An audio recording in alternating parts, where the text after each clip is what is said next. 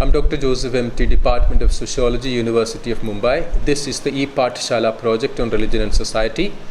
Module 22, Hindu Reform Movement in India.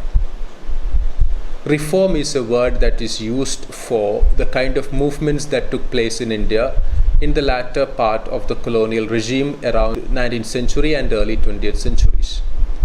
Reform movements have happened in the way at the contact of Indian society with the colonial European society, and the ways in which the European critique of Indian society galvanized Indians to undertake certain reforms. Reform in the sense of certain changes or certain revival in the way that we Indians understood religion. And in this module, we very specifically look at these kind of movements within the Hindu social realm. And this is what we are going to see in this module.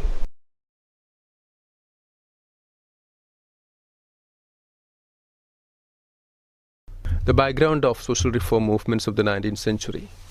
By the late 19th century, Western ideas and their effects on social and political institutions in colonial India had made deeper penetrations.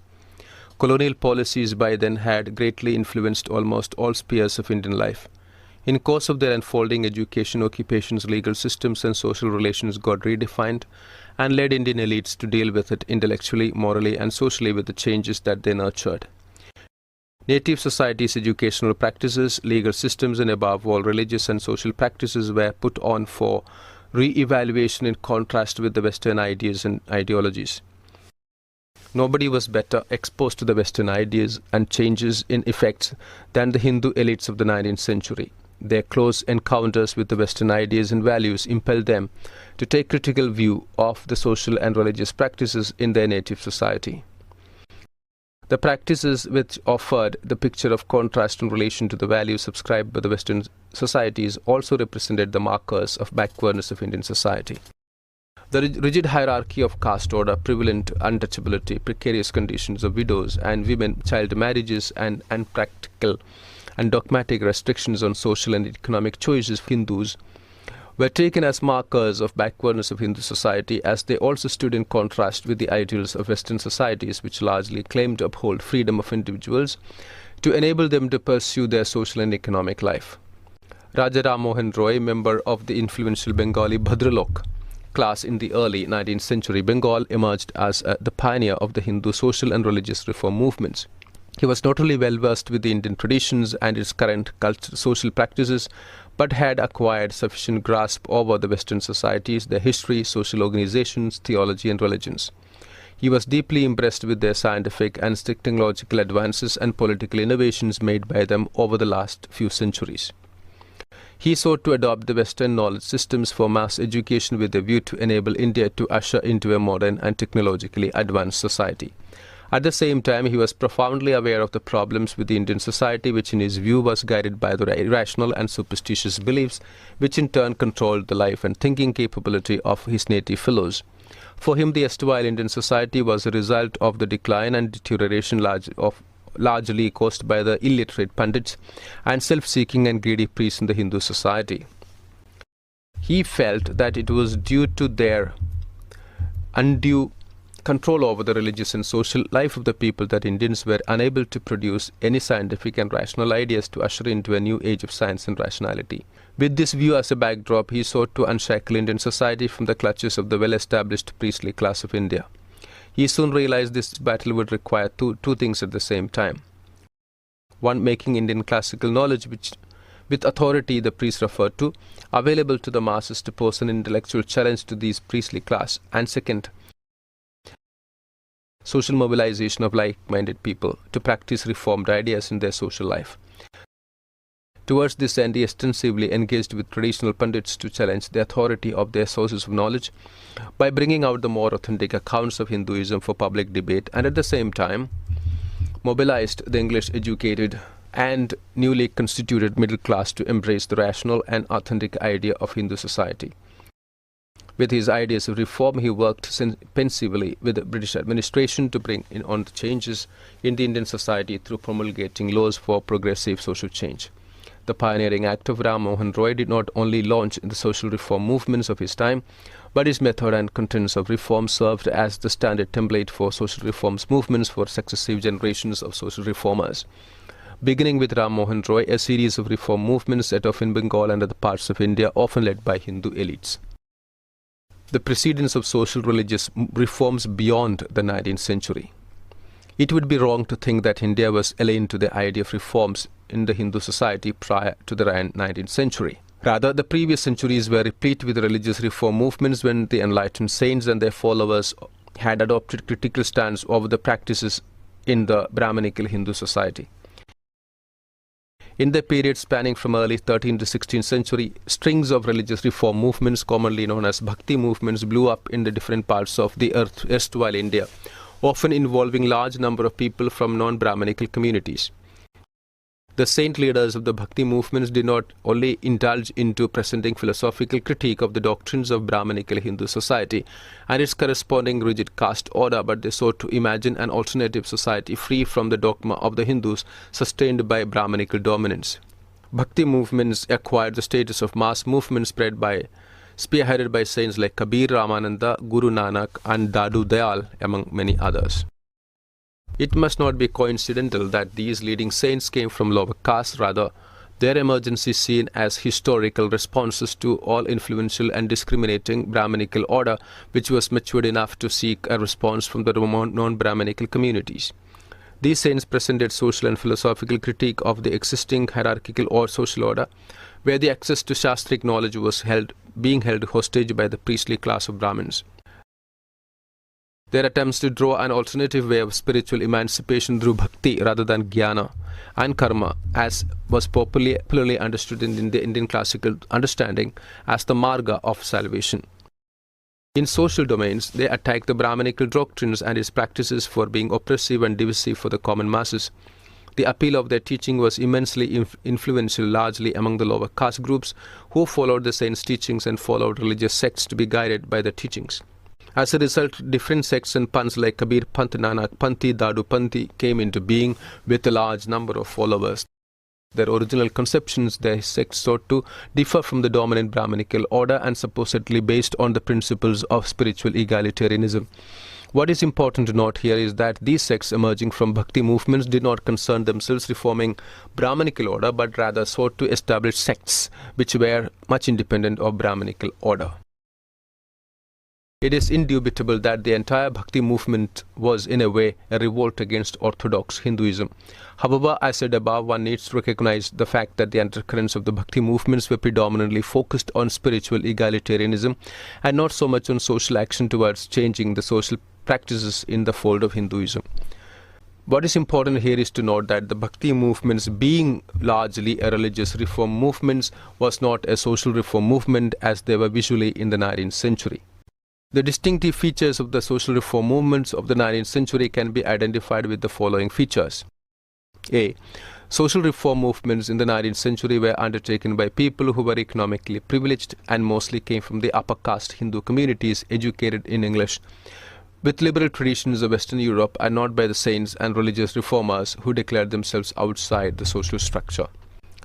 Secondly, these movements were not driven with a view to offer alternative spiritual emancipation and ways to connect to God, but to adopt the modern social and religious principles prevalent in the Western societies. These were defining features of the religious movements which distinguished these with the contemporary religious movements of the 19th century, which share some of the traits of bhakti movements. The Swaminarayan sect and the Sanmarga Sangha of Mahatmya Ramalingam may be taken as an example of the 19th century religious movement sharing the traits of the bhakti movements. Sri Ramakrishna's mystical preaching also made an effort to provide individual salvation for the people based upon the familiar narrative of the bhakti movements. But none of these sects and their efforts are counted in social reform movements. The social reform movement's nature and force behind. As said in the previous section, the approach of the Hindu social reform movements of the 19th century did not concern itself with the religious dedication. Largely conceived under the influence of Western encounters, the basic premise of the social reforms rested upon the Western concepts of individualism, natural rights, and social efficiency. Further, it derived motivation from the power of rationalism and positive social ethics.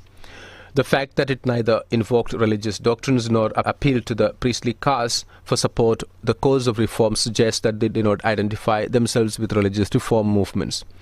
Their overarching concerns remained to change in the social practices of Hindu society.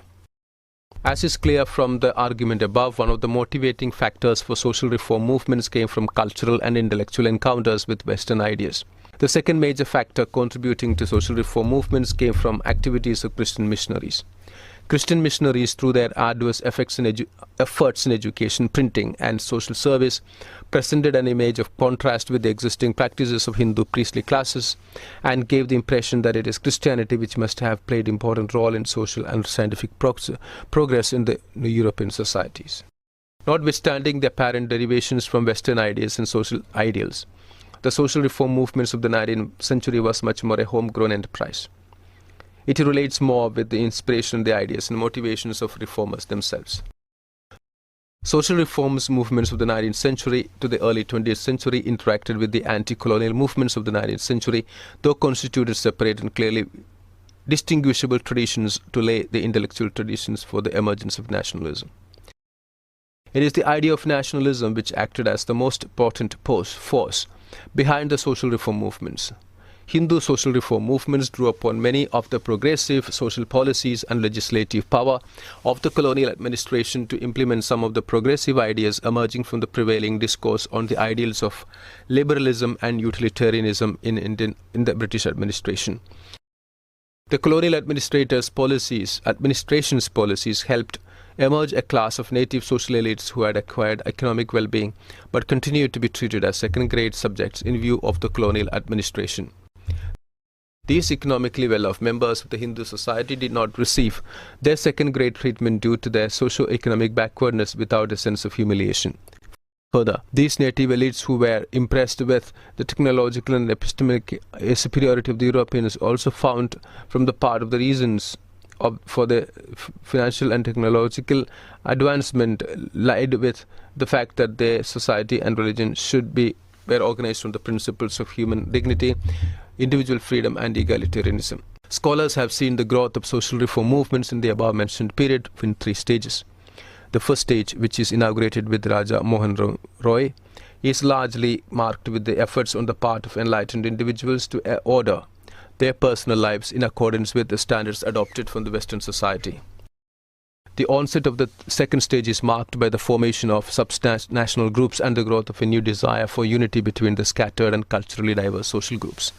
Politically, this was a period when the first glimmer of nationalism appeared on the subcontinent. With the turn of the century, social reform came to mean a regeneration of the traditional spirit of the nation, a regeneration founded on religious revival and cultural xenophobia. The third stage is marked when the social reforms movement is merged with the rise of Hindu nationalism, where Hindu revivalism is identified with political identification and defined in terms of Sikh nationalism. The nature of Indian nationalism. By 1870s, there had already emerged a new stage in the modern development of Indian intellectual life. No longer was a social protest confined to individual revolts against established patterns of conduct. Discussing the emergence of nationalism in India, Himsat refuses to give credence to the assumption that it was a logical historical outgrowth of the 19th century political reform activities.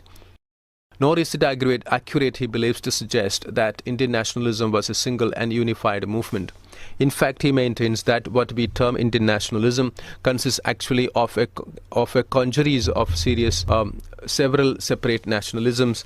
The reason for this is argues were that the subcontinent had few, if any, of the preconditions which bring about a single nation into being.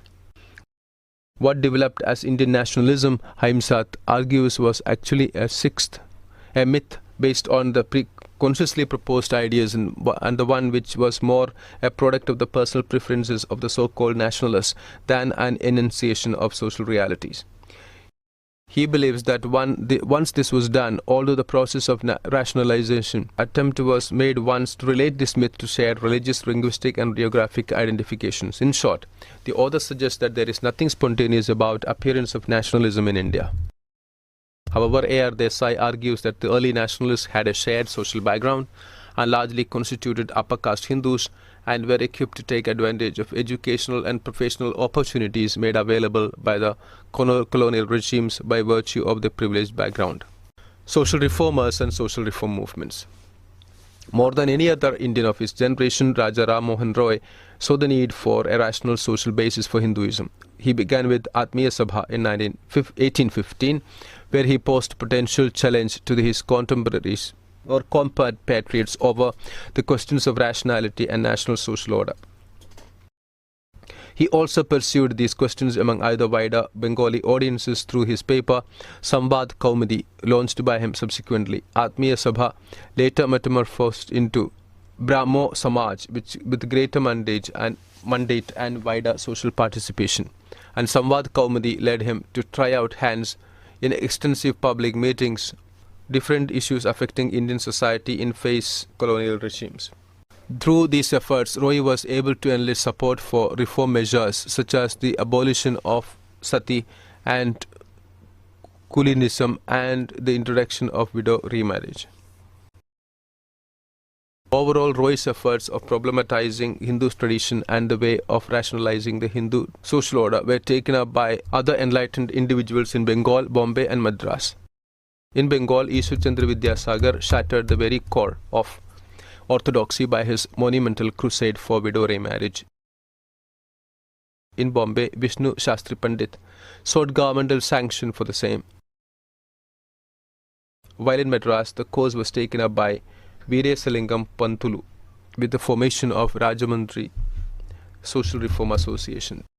To mention some of the leading lights of the social reform movement in Western India, they were Bal Gangadhar Shastri Jambekar, the founder of Bombay Darpan, Mahadev Govind Ranade, who founded the Prarthana Samaj, and the ebullient literary critic Gopal Hari Deshmukh, Lokhitwadi.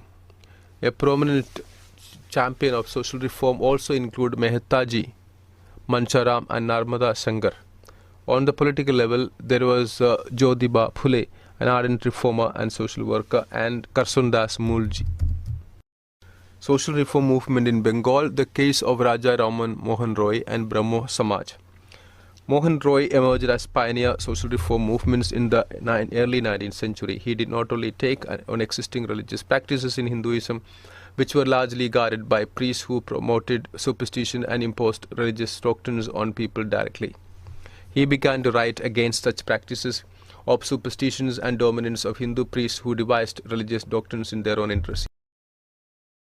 He wrote a book, Tahfat Muwahidin, a gift to the monotheists, in 1804, to attack the practices and ideologies of Hindu priests. He continued to fight against the practices and beliefs of the Hindu religion, which were practiced in those areas. He sought to establish original lessons of Hinduism, which according to him were provided in the ancient Indian books of Vedas and Upanishads.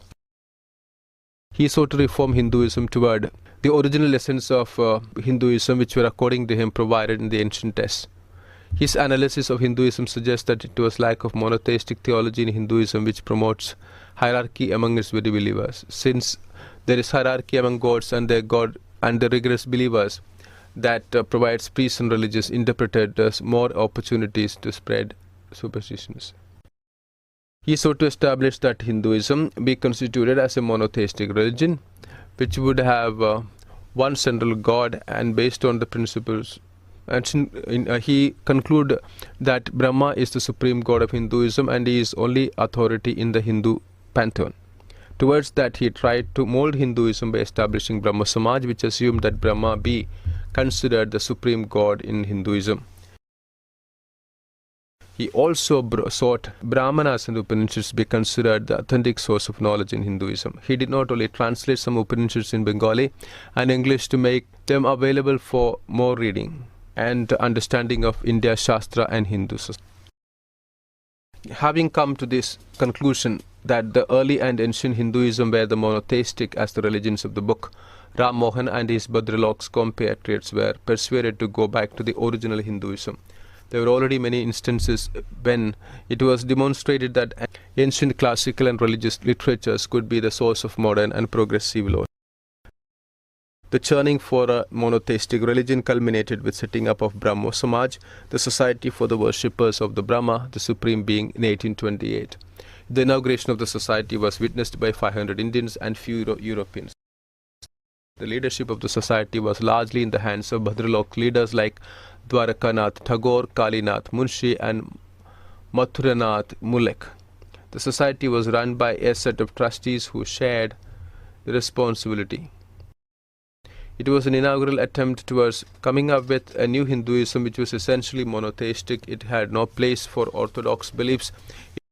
It seems to be conceived as a religion which would treat all the believers as equal under one supreme being. Brahmo Samaj culminated from a series of attempts to be made by a set of passionate Bhadraloks.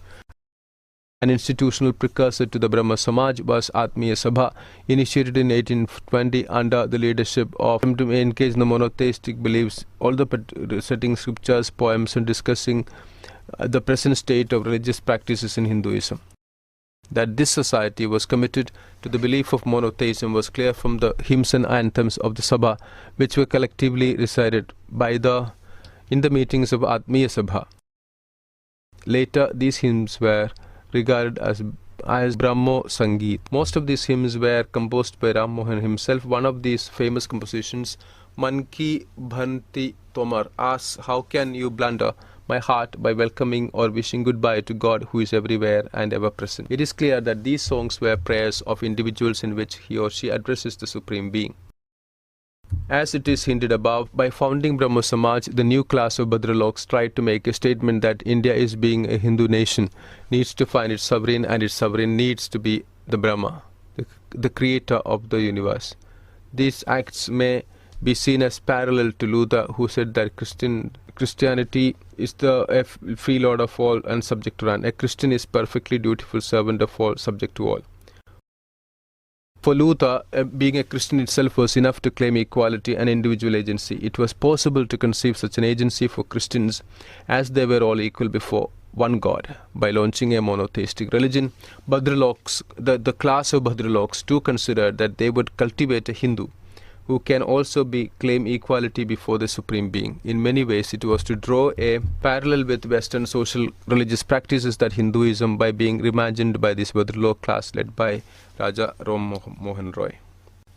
Now this reform movement, which was started by Mohan Roy, was later carried forward by different leaders. Devendranath Tagore, Tattva Bodhini Sabha, merged with Brahmo Samaj, and Keshav Chandra Sen leads with Chandra Vidyasagar. Government passed an act, Native Civil Marriage Act in 1872, under the efforts of Keshav Sen, to legalize marriage solemnized by non-religious body. Vidyasagar was proactively involved in girls' education, widow remarriage and the education of the poor.